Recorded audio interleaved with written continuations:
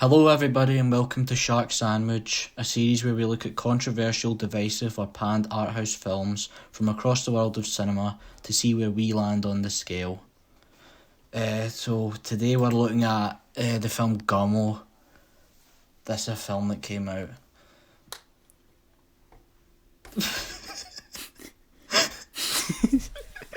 Yeah, it is a film that came out. So here we got Harmony Korine, who's just kind of, everyone loves him, no controversy or anything related to him. Yeah, I feel like I haven't heard about him, like, at all. Like, nobody has talked about him. And for good reason, ever, because he's like a kind of wholesome way, like Scorsese with his daughter on TikTok. He's kind of... he's basically on TikTok too. I think he watches TikToks or something. So what did you think of the film? Let me just go right into you. What did you think? Well, I thought the movie was pretty interesting. It was... before I watched it, I was really uncertain about the movie because basically everything about it was like a red flag. I was positively surprised at what kind of movie it is because it's much less of a...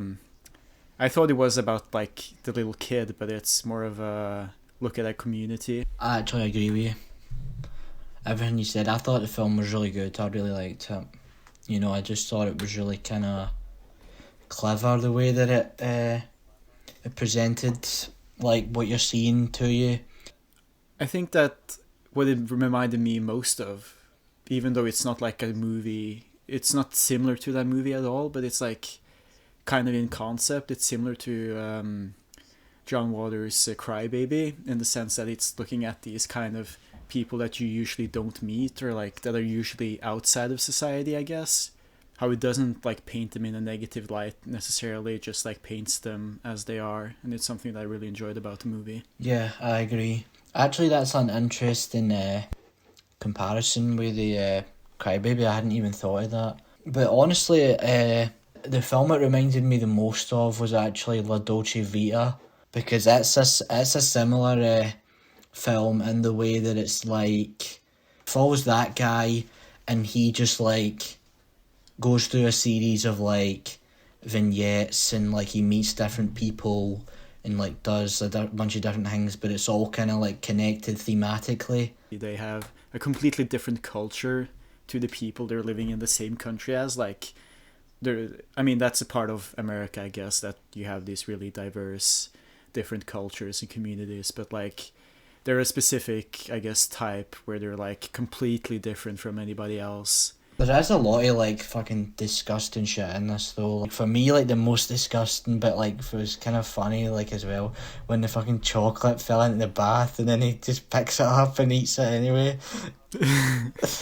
Yeah, like there's cat killing and there's like lots of disgusting stuff, but the bathtub scene, that's what made me like actually cringe the most. It's just so disgusting. It's like, oh my god. Like when she does the shampoo in his hair and she's like throwing bits out and a bit like flies into the fucking into the spaghetti.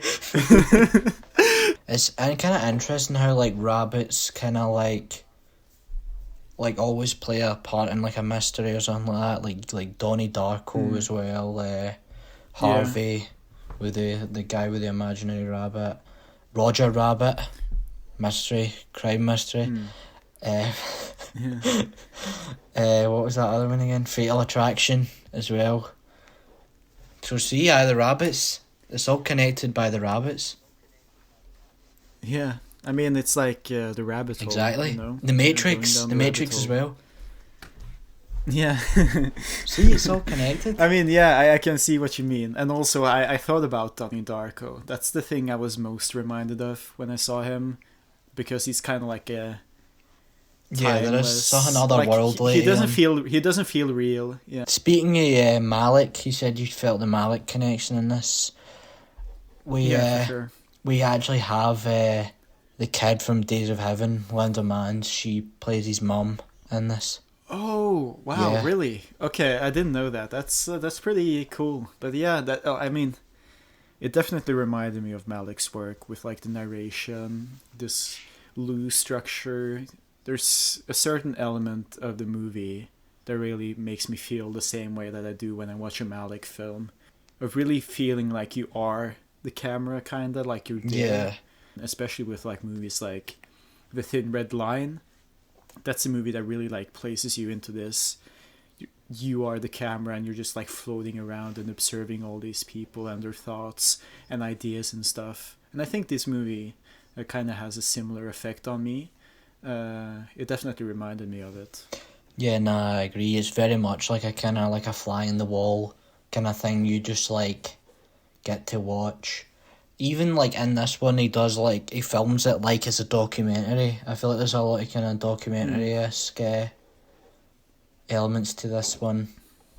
Like that bit where like it people just like feel like they're talking, and often people do feel like they're like playing up to a camera kind of thing as well. Like that bit with the two brothers that like just start fucking like fighting in the kitchen. Like they do feel like they're like playing it up a bit for the camera, even though like there technically is no camera. They were like actually. Oh yeah, that was legit. That was fucking legit. Yeah, I was getting worried because they were getting really aggressive.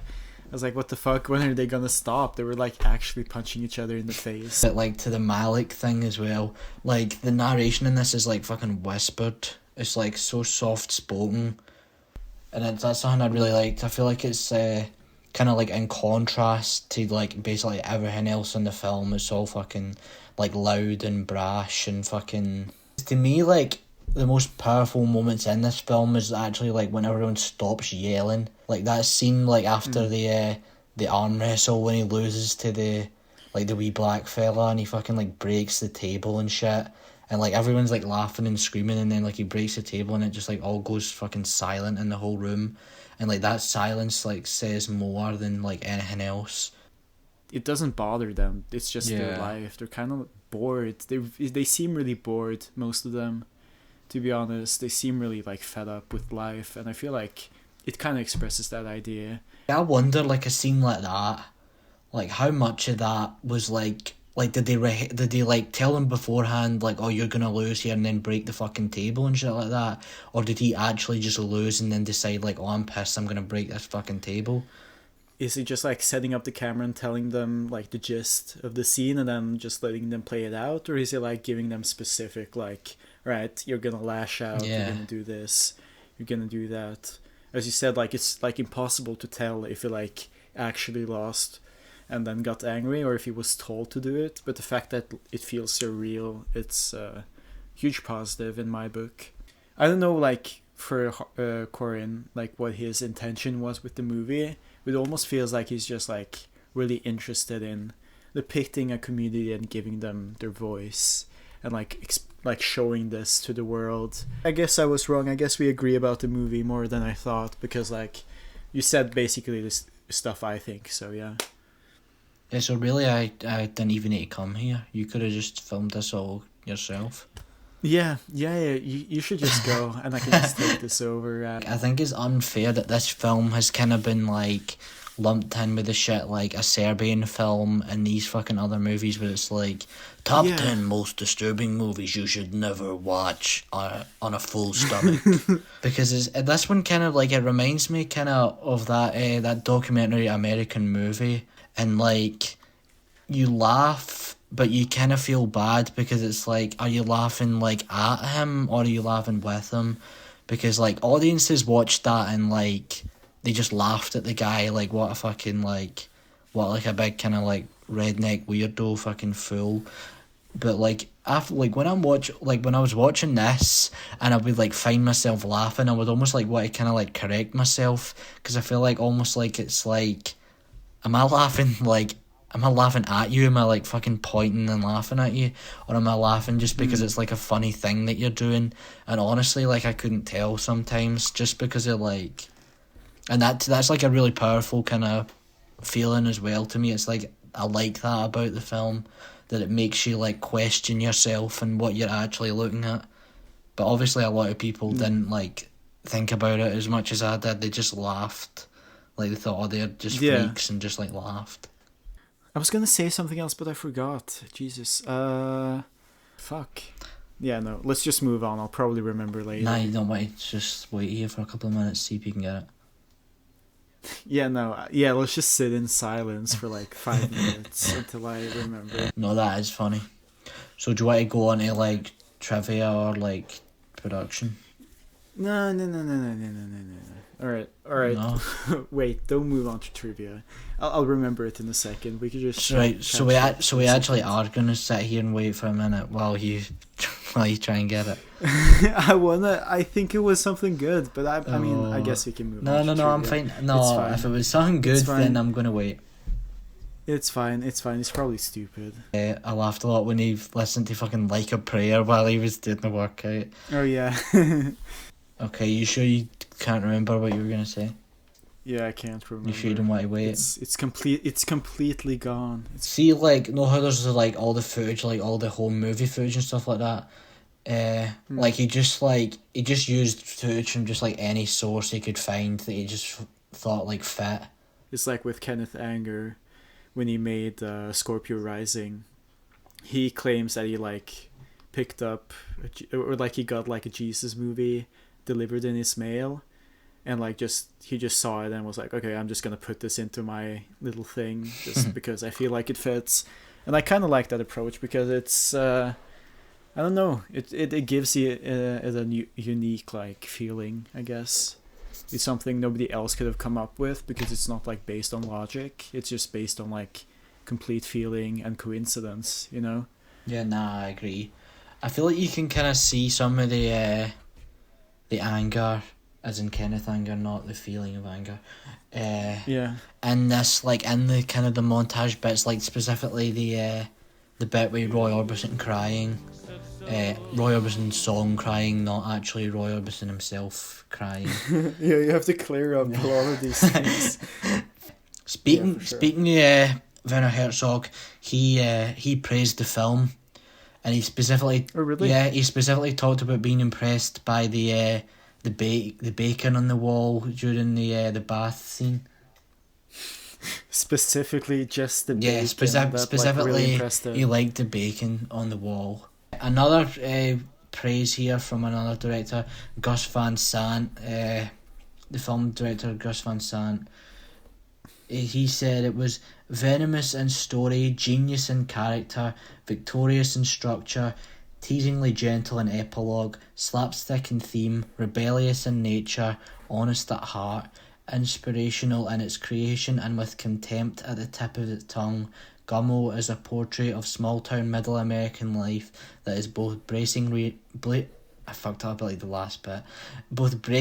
realistic and hauntingly dreamlike. That's what he said. That's a good review. Yeah, that's a good review. Thesaurus down, man. But yeah, good review. Just like a fucking Stewie Griffin review. The reason I specifically bring up Good Will Hunting is because Korine actually has a cameo in that movie. Wait, what? Yeah. Does he? Yeah, Korine's in that movie when he's in the at the start when he's in the jail. Korine's like one of the inmate guys. The name Gummo actually is the fifth and lesser known Marx brother, who dropped out of the oh really? their act before he got famous. No way. Is that true? Yeah, that's true. So now we go to the consensus thing. So what I'm going to ask you is, did you love it, indifferent, or agree with the consensus? So what is the consensus? Hate. People fucking hated this movie. Alright, so when it comes to consensus, then I definitely love it more than them. You go love, you don't go indifferent? Yeah, I go love. I feel the love. What about you? I'm gonna go for, you know what, I'll go love. Fuck it, I will do it love. We've been going love for every movie. Yeah, so we're gonna have to hit the slump soon. So see, if you did describe this film using only one word, what word would you use? I mean, this movie, and I think only this movie deserves this word, and it would have to be memories. Well, that's a good word. I agree, it can only fit for this movie. Alright, so what's your word for this movie? One word that only applies to this movie. Oh, one word. No others. For this one, I'm going to go for elevator. Oh wow, damn, that's deep. Deep, Because man. like if you look at it as a metaphor, you can like really resonate with it. Yeah, wow. Yeah, that's just a really kind of a nothing phrase that we can just use. If you look at it like a metaphor, you can just really think about it. Yeah, It's just I kind mean, of it's just kind of true. means nothing. Elevator. I mean, So really, I'm supposed to like in conclusion or something. This. So, do we say thanks for watching? Do we do that? we just have an outro, like just whatever we come What up is with. the just like bye? Yeah, Right, I just ended it there. That's That was kind of the anticlimactic.